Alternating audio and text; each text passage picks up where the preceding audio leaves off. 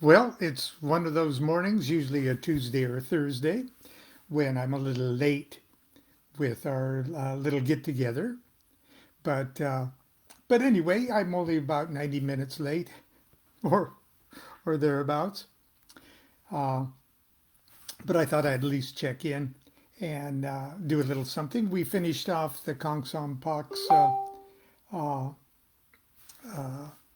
material and the Heart of the Master material, and my focus in the last a few weeks uh, has been on preparing uh, what I consider a pretty heroic Zoom seminar or a Zoom workshop coming up here on the 25th on the importance of magical invocation. Now, it may sound a little, you know, technical and something that is aimed at experienced and adept magicians, but it really isn't. It's something that's very, very basic and very fundamental to the understanding of what magic is, what makes magic work, and sometimes what makes magic not work. But anyway, so it's been sort of dominating my consciousness when I'm not when my consciousness isn't dominated by the chaos of moving and unpacking and all of that. But well over a year ago, I read through my book Low Magic. It's all in your head. You just have no idea how big your head is. And there is sort of two chapters on invocation.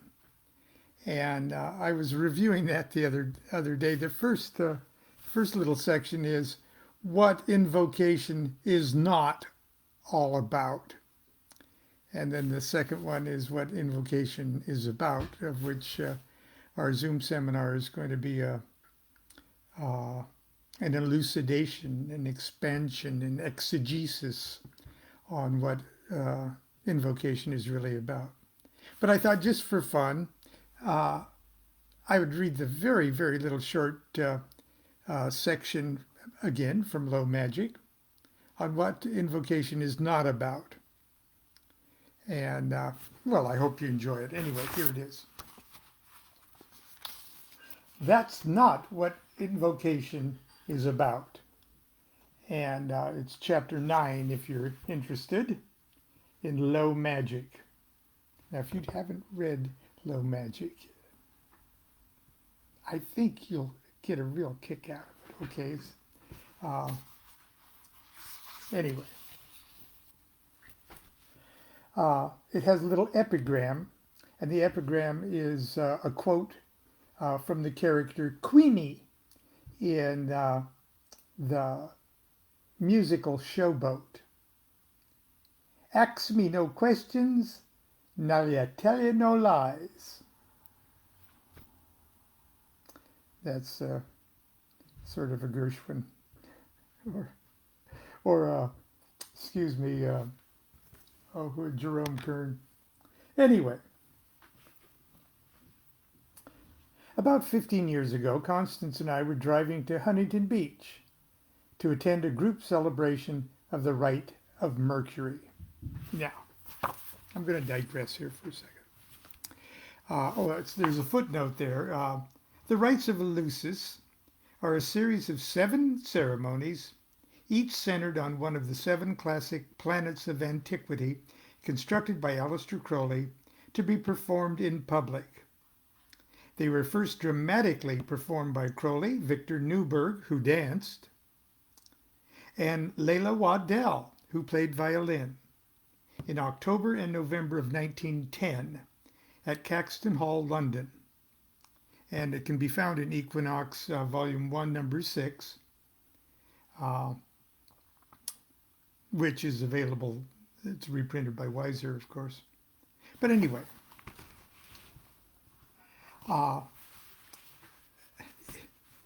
I'm getting together with friends and colleagues here in Sacramento to explore, at least in a very informal way, the mounting or the production of the rites of Eleusis.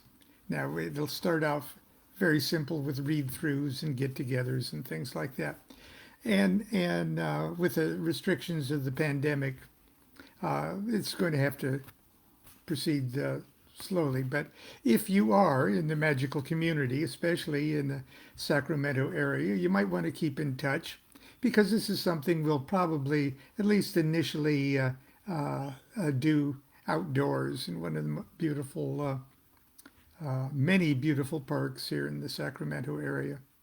But anyway, just a heads up. So Constance and I were on our way to a presentation in Huntington Beach of the Rite of Mercury. We were driving when I perceived myself divinely inspired at a stoplight. It was as if the wing-footed messenger of the gods himself had whispered in my ear, informing me how I could magically manifest in myself the spirit and presence of the god Mercury.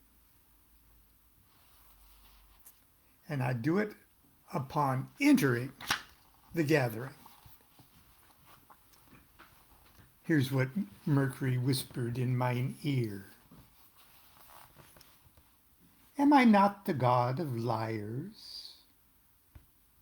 I heard him say as the traffic light turned green. Honor and invoke me tonight by speaking nothing but lies. I instantly recognized the profundity of the idea. Excitedly, I turned to Constance and told her that I was going to invoke Mercury by telling nothing but lies for the whole evening. No, you're not, was her wise response. I couldn't believe she did not see the magical genius of the idea. I argued that it'd be the perfect invocation. Every chance I get, I will lie. Mercury will love it. I'll be the only person there actually doing something purely mercurial, I told her. Besides, it'll be a lot of fun. But Constance saw nothing fun about it. I want nothing to do with it, was her answer. You're not going to do it.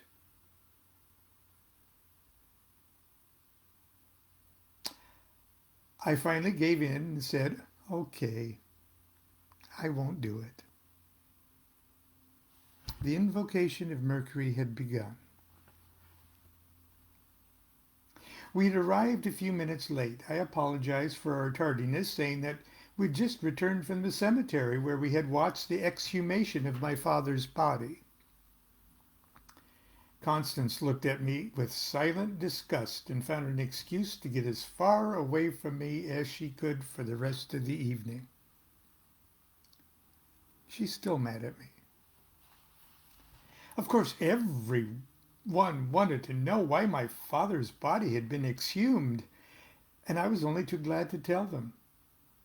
It seemed that the family of my mother's second husband had been told by an acquaintance that my mother had bragged to a mutual friend about how she had poisoned my father. They took their suspicions to the police and finally got a warrant to exhume Dad's body for testing.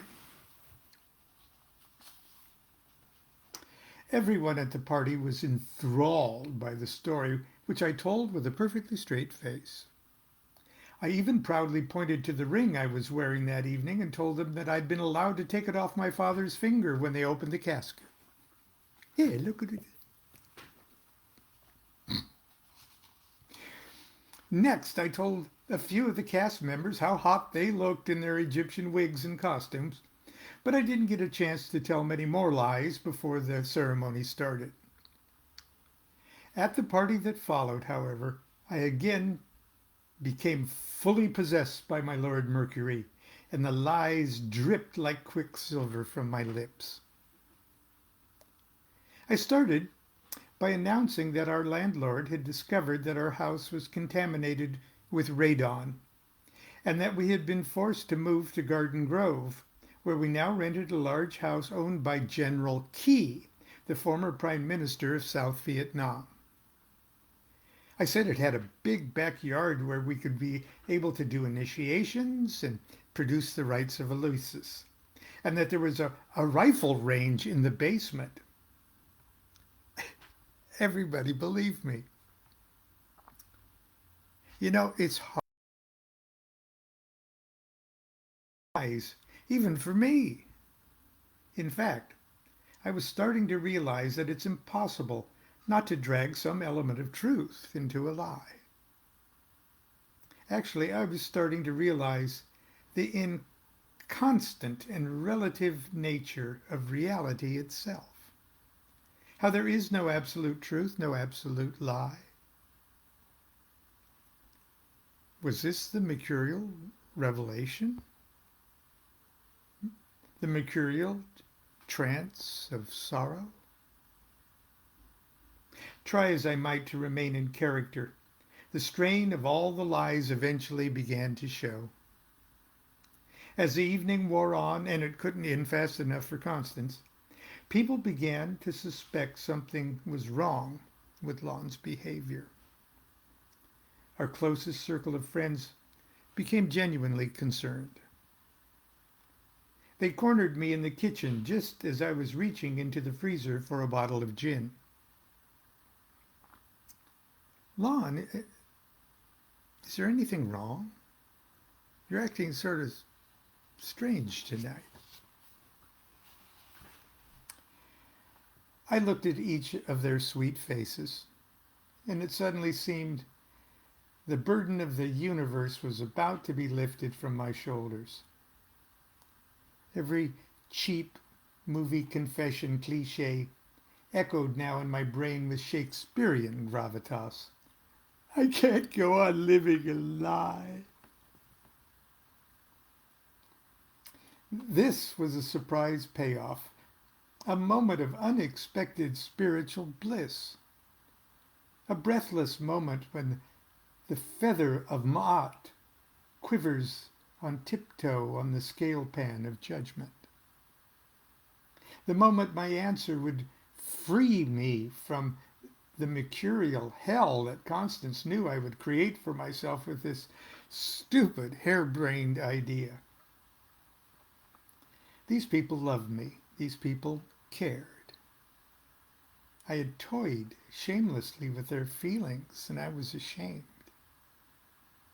I was so overwhelmed that I didn't know whether I'd be able to answer without choking up. I put down the bottle of gin and looked each of them in the eye and confessed. My doctor told me I had a brain tumor. Everyone gawked at me in stunned silence. People near the kitchen overheard, and soon everyone at the party knew why I had been saying such outrageous things all night. When Constance heard this last whopper, she could stay silent no longer. He does not have a brain tumor.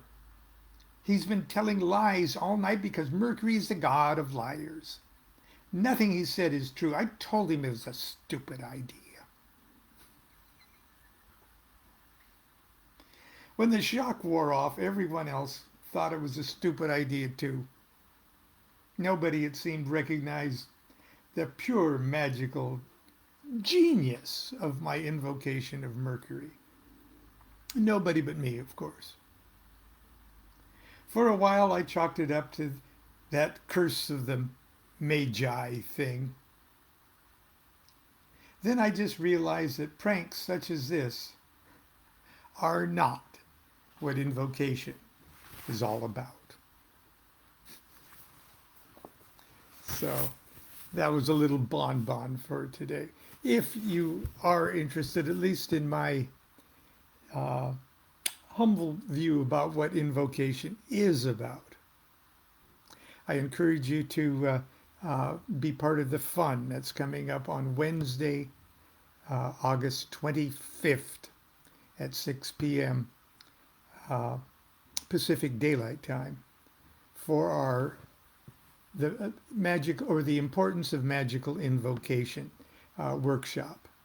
It's a Zoom workshop. It will be recorded, and if you're registered for it, you'll get the link to the replay. But it's also fun to join live with me and the others. So again, please register. I'll continue to clutter my Facebook page with the link to do that. So, and we'll see at least what I'm thinking invocation is all about. So until tomorrow, there'll be a new surprise tomorrow, either a bonbon or the start of something lengthy and tedious. In any respect, it'll be fun. Continue to be good to yourself and be good to each other. Do what thou wilt shall be the whole of the law. Love is the law, love under will. See you tomorrow.